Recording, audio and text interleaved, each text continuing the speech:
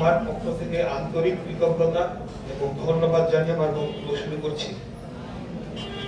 আমি প্রথমে যে কয়েকটি বিষয় নিয়ে কথা বলা হচ্ছে ওটাই বিষয় বলতে চাই যে চাঁদাবাজি, ইফতিজিং এবং আমাদের এলাকার নিরাপত্তা এবং যে ধরনের অসামাজিক কর্মকাণ্ড করা হয় সকল কিছুই আমরা কিন্তু গত 24 সালের 5 অগাস্টের পর আমাদের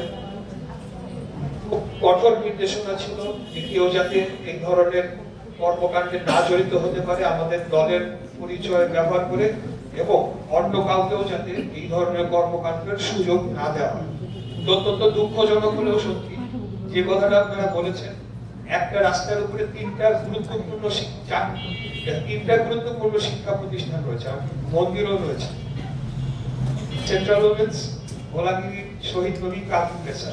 কিন্তু আমি প্রতিদিন এই রাস্তা দিয়ে চলাচল করি এবং আমি অত্যন্ত দুঃখের সাথে নিজেও লক্ষ্য করেছি যে রাস্তার দুই পারে অবৈধভাবে স্থাপনা এবং দোকান দিয়ে রাস্তাটাকে একেবারে চলাচলের অনুপযোগী করে ফেলা হয়েছে।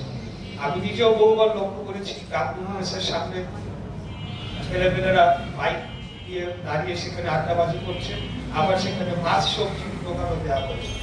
এরকম পুরো রাস্তাটা একটা বাজার বানিয়ে ফেলা হয়েছে।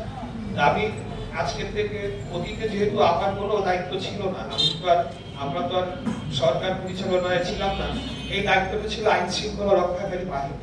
এবং এই আমাদের যে থানার অধীনে এই রাস্তাটি করেছে সেই থানার সাথেও আমরা আমাদের একজন নাগরিক হিসেবে শুরু থেকেই বলে আসছি, যারাই কর্মকর্তারা আসছেন, যে সকলে আপনারা কঠোর অবস্থানে যান, কঠোর পদক্ষেপ নেন। কিন্তু দুঃখজনক হলো সত্যি প্রশাসনের ব্যর্থতার কারণে যারাই উচ্ছৃঙ্খলতা করেছে, যারাই অপকর্মে লিপ্ত হয়েছে, যারাই ক্রিমিনাল অ্যাক্টিভিটি করেছে, সকল কিছুর জন্য আমি একমাত্র সবার আগে প্রশাসনকে দায়ী করতে চাই।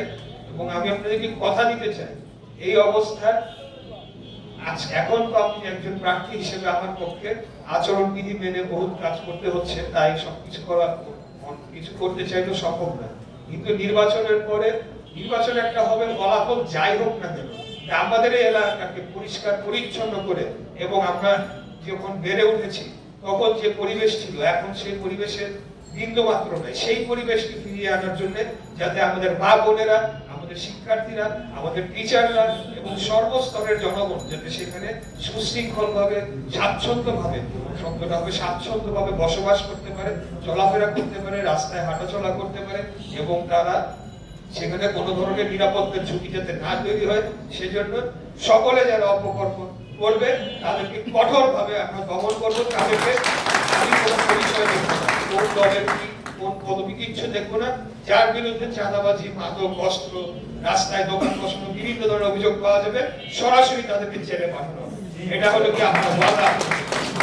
আমি নিজেও অত্যন্ত ত্যাক্ত বিরক্ত হয়েছি আমাদের এই অঞ্চলে যে ধরনের কর্মকাণ্ড করা হচ্ছে সেটাকে আমরা কোনোভাবেই সমর্থন করতে পারি না। কিন্তু দুঃখজনক হলেও সত্যি দায়ভারটা অনেক সময় আমাদের উপরেই চলে আসে। আরেকটা বিষয় আপনাদেরকে বলতে চাই, যেহেতু আপনারা শিক্ষক, আপনাদের মাধ্যমে কথাগুলো আমরা বিশ্বাস করি যে এলাকায় ছড়ানোটা খুব সহজ হবে। আপনারা প্রত্যেকটা যারা দোকানদাররা রয়েছেন, যারা অন্যান্য ব্যবসার সাথে যুক্ত হয়েছেন, একজনও যদি কেউ কোনো ধরনের ইভেন্টের নামে কোনো দিবসের জন্য আপনাদের কাছে 1 পয়সাও দাবি করেন, আমি জানি যে অনেক সময় কমপ্লেইন গুলো পৌঁছানোটাও ক্ষেত্রেও আপনাদের একটা ভীতি কাজ করে। আমরা একটা অ্যানোনিমাস কমপ্লেইন লাইন চালু করি, এখান থেকে আমি সরাসরি সেটাকে মনিটরিং করে সেগুলোকে আমরা উচ্ছেদ করবো। আমাদের সাথে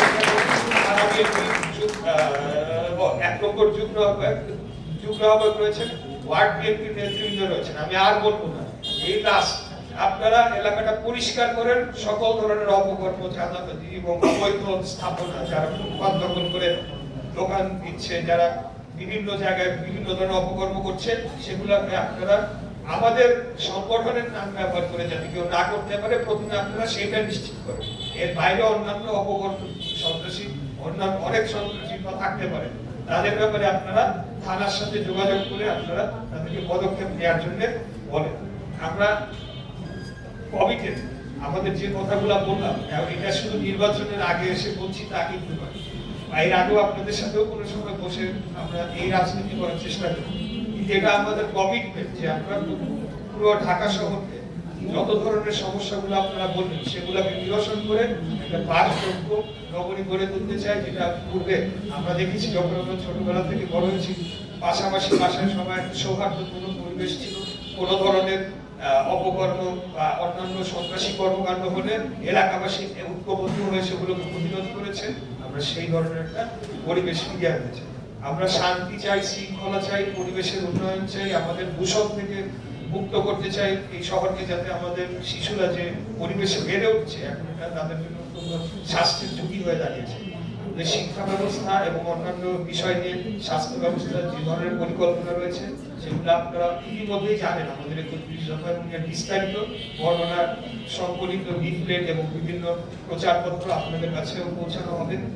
আপনারাই ভোট দিবেন, কাকে ভোট দিবেন এটা আপনাদের ইচ্ছা, জনগণ কাকে ভোট দিবেন এটা জনগণের ইচ্ছা। আমরা আমাদের পরিকল্পনাগুলো আপনাদের সামনে তুলে ধরতে পারি এবং 22 তারিখ থেকে আমাদের যখন অফিসিয়ালি প্রচারণা শুরু হবে তখন আমরা দাঁড়ে দাঁড়ে ডোর টু ডোর ক্যাম্পেইন করবো। সেখানে আমি নিজেও উপস্থিত থাকবো। সারা ঢাকা শহরে এই ক্যাম্পেইনগুলো অফিসিয়ালি চালু হবে। আর আমি বক্তব্য দিতে দীর্ঘায়িত করবো না, আমি যাই না কোনো মিস করেছি নাকি আপনাদের দাবি দেওয়া।